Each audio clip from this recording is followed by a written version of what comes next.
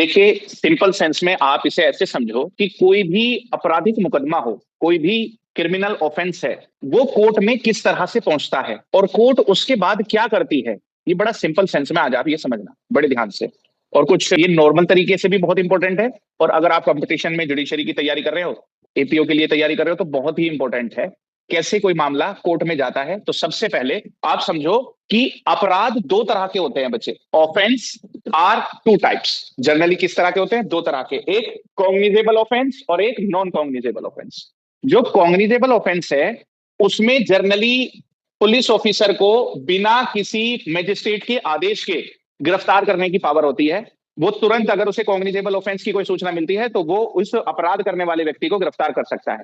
ये cognizable offence की विशेषता है। और कॉग्निजेबल ऑफेंस 90% केसेस में वे होते हैं जिनमें सजा 3 साल से ज्यादा होती है। तो या तो अपराध कॉग्निजेबल होगा या अपराध नॉन कॉग्निजेबल होगा। नॉन कॉग्निजेबल केस जो छोटे किस्म के अपराध हैं, ज्यादा गंभीर नहीं है, लेस सीरियस ऑफेंसेस हैं, जिसमें सजा 3 साल से कम है और पुलिस ऑफिसर को बिना वारंट गिरफ्तार करने की शक्ति नहीं होती है ना।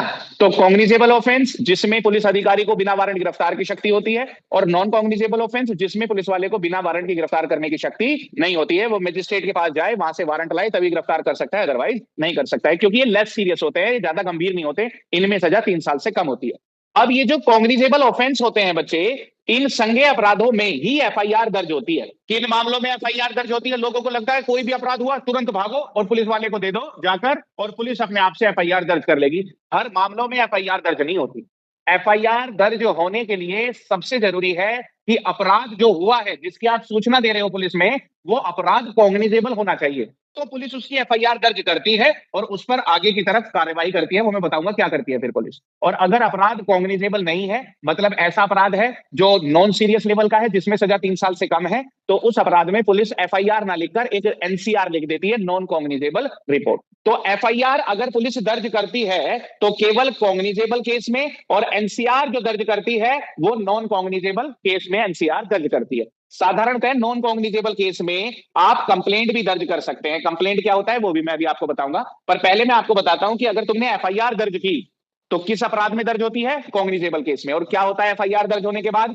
जैसे ही आपने बीएनएस की धारा 173 सेक्शन 173 के अकॉर्डिंग एफआईआर लॉज कराई, कहां? एसएचओ के पास, थाने में। ये भी याद रखना कि एफआईआर केवल थाने में दर्ज होती है, चौकियों में एफआईआर दर्ज नहीं होती। लोग भाग लेते हैं तुरंत और चौकी की तरफ भागते हैं कि अरे ये भी तो दरोगा जी हैं, पुलिस वाले हैं।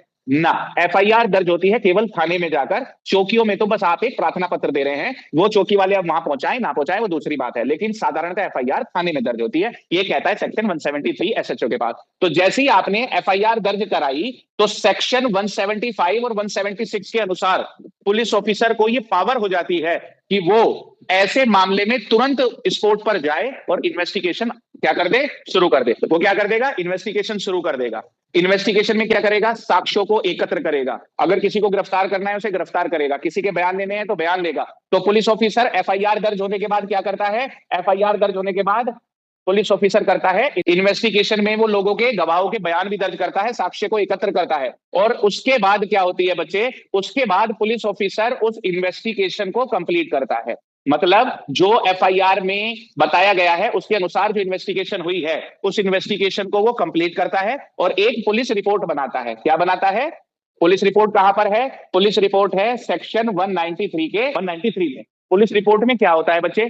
अगर पुलिस ने एफआईआर के आधार पर जो इन्वेस्टिगेशन की, उस इन्वेस्टिगेशन में पुलिस के पास इतने सफिशिएंट साक्ष्य हैं, एविडेंस है, उसे लगता है कि मामला बन रहा है, तो वो पुलिस रिपोर्ट के रूप में देता है चार्जशीट। सारा का सारा लिख कर देगा कि मैं कहां गया, किससे बयान लिए, क्या किया मैंने, क्या साक्ष्य कलेक्ट किया है, और इस आधार पर मुझे ये लगता है कि इस आदमी ने ये अपराध किए हैं। तो जब वो इस तरह से पूरा मजमूम लिख कर देता है तो इस पुलिस रिपोर्ट को कहते हैं चार्जशीट। तो वो चार्जशीट के रूप में पुलिस रिपोर्ट देता है। और अगर वो पूरा इन्वेस्टिगेशन करने के बाद उसे पता चलता है कि कोई अपराध नहीं हुआ, तो वो जो लिख कर देता है, मेरे हिसाब से मैंने ये लोगों के बयान दिए, या मैं गया इसी तरह से मैंने साक्ष्य एकत्र किए, और मेरे हिसाब से इस संबंध में कोई साक्ष्य बनता ही नहीं, मुझे लगता ही नहीं ये अपराध बनता है।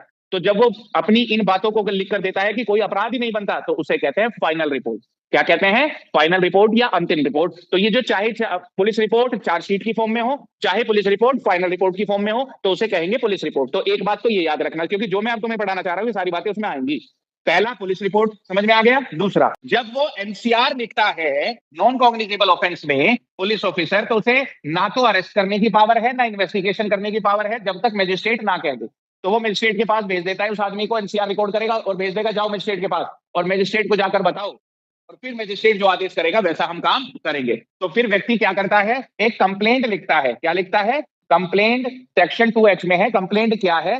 कंप्लेंट में व्यक्ति अपनी सारी जो भी उसके साथ अपराध हुआ है उस अपराध को लिखता है। क्या कि श्रीमान जो मजिस्ट्रेट है उनके नाम से कंप्लेंट लिखेगा, उसमें बताएगा मेरे साथ क्या क्या अपराध हुआ है, और जाकर सीधे मजिस्ट्रेट को देगा। अब मजिस्ट्रेट के पास इस कंप्लेंट पर दो रास्ते हैं, या तो वो पुलिस को ही ऑर्डर कर दे कि तुम इस कंप्लेंट के आधार पर इन्वेस्टिगेशन करो, बाद में पता करेंगे हम, इन्वेस्टिगेशन करके मुझे रिपोर्ट सौंपो, या वो क्या कर सकता है, इस कंप्लेंट पर कॉग्निजेंस ले सकता है। अब हम वहां चलते हैं जहां मैं तुम्हें ले जाना चाहता हूं, और जो है कॉग्निजेंस क्या होता है मैं आपको बताना चाहता हूं बच्चे।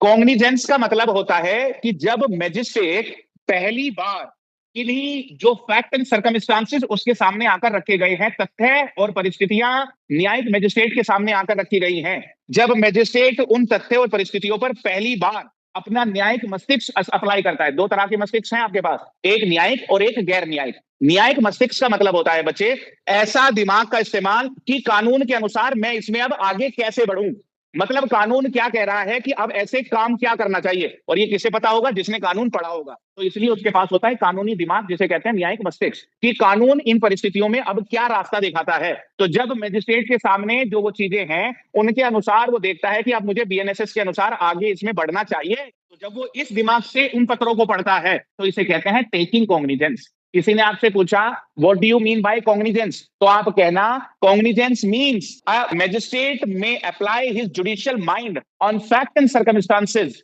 For the purpose of initiating proceeding according to BNSS. जब भारतीय नागरिक सुरक्षा संहिता के अनुसार कार्य करने के लिए उपस्थित तथ्यों पर मजिस्ट्रेट अपना न्यायिक मस्तिष्क लगाता है, तो इस क्रिया को संज्ञान लेना कहते हैं। तो मजिस्ट्रेट क्या करेगा, अपना जुडिशियल माइंड अप्लाई करेगा। अब जुडिशियल माइंड मजिस्ट्रेट अप्लाई करेगा, तथ्य और परिस्थिति जो उसके सामने आई, तो क्वेश्चन ये बनता है कि उसके सामने परिस्थितियां आएंगी कैसे। तो अपने दिमाग में याद रखना जो मैंने तुम्हें अभी पढ़ाया, या तो कंप्लेंट से आएंगी, जब आप पढ़ेंगे बीएनएसएस का सेक्शन 210 का क्लोज ए, या तो कोई आदमी कंप्लेंट लेकर मजिस्ट्रेट के पास आएगा और मजिस्ट्रेट उस कंप्लेंट को पढ़ेगा, मोटे तौर पर उसे लगा कि अरे भाई इस पर अभी इन्वेस्टिगेशन होनी चाहिए, तो उसने भेज दिया पुलिस के पास। ये कॉग्निजेंस नहीं है।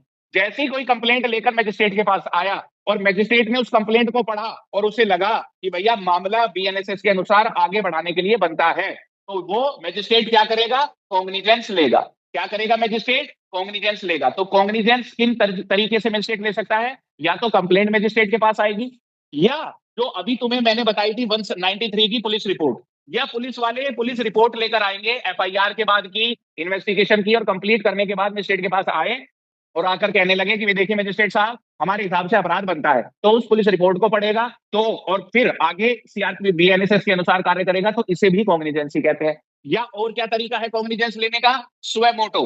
सुबह सुबह न्यूज़पेपर पढ़ रहे थे, है ना, और उन्हें ऐसा लगा कि अपराध हुआ, हालांकि 95% केसेस में इन तरह से नहीं लेता मजिस्ट्रेट, लेकिन फिर भी मजिस्ट्रेट को लगा कि इसने ही अपराध किया है, तो वो तब भी कॉग्निजेंस ले सकता है।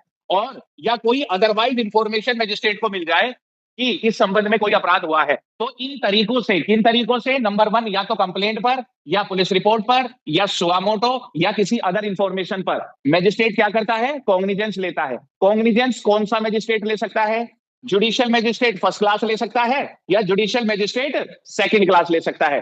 कोर्ट ऑफ सेशन कॉग्निजेंस नहीं लेती जनरली। क्यों नहीं लेती, क्योंकि कोर्ट ऑफ सेशन एक बड़ी कोर्ट है। कोर्ट ऑफ सेशन क्या है, बड़ी कोर्ट है, और वो कॉग्निजेंस साधारणतः नहीं लेती है। कॉग्निजेंस कौन लेता है सीधे सीधे, जुडिशियल मजिस्ट्रेट फर्स्ट क्लास या सेकंड क्लास, और सेकंड क्लास भी तब जब सीजीएम उसे एम्पावर करेगा। अब जब उसने या तो कंप्लेंट पर या पुलिस रिपोर्ट पर या स्वयं या अन्यथा कॉग्निजेंस ले लिया, तो अब वो क्या करेगा, अगर उसे लगता है कि मामला कोर्ट ऑफ सेशन के द्वारा विचारणीय है, मतलब मामला ऐसा है जिसमें सजा 7 साल से ऊपर की है, जो उसके सामने अपराध आया जिस पर उसने पढ़कर देखा तो उसे लगा अरे ये तो ऐसा मामला है जिसमें सजा 7 साल से ज्यादा है, तो वो सारे मामले को भेज देगा कोर्ट ऑफ सेशन के पास, पूरा का पूरा मामला उठाएगा और भेज देगा कोर्ट ऑफ सेशन के पास, क्योंकि कोर्ट ऑफ सेशन को ही अब उसका विचारण करना है। और अगर उसे लगता है कि मामला उसके द्वारा विचारणीय है, मतलब 7 साल से कम है, तो फिर वो अपने हिसाब से उसे प्रोसीड करेगा। इसे कहते हैं टेकिंग कॉग्निजेंस। समझ पा रहे ना। अब देखो मैं आपको कल क्या पढ़ाऊंगा, कॉग्निजेंस किसे कहते हैं, कॉग्निजेंस कौन ले सकता है, कौन नहीं ले सकता है, क्या कॉग्निजेंस लेना मजिस्ट्रेट की मैंडेटरी है, क्या कॉग्निजेंस लेने के बाद मजिस्ट्रेट क्या क्या कर सकता है, और कमिटल मजिस्ट्रेट किसे कहते हैं और कमिटल मजिस्ट्रेट की ड्यूटी क्या है, ये मैं कल आपको सारा का सारा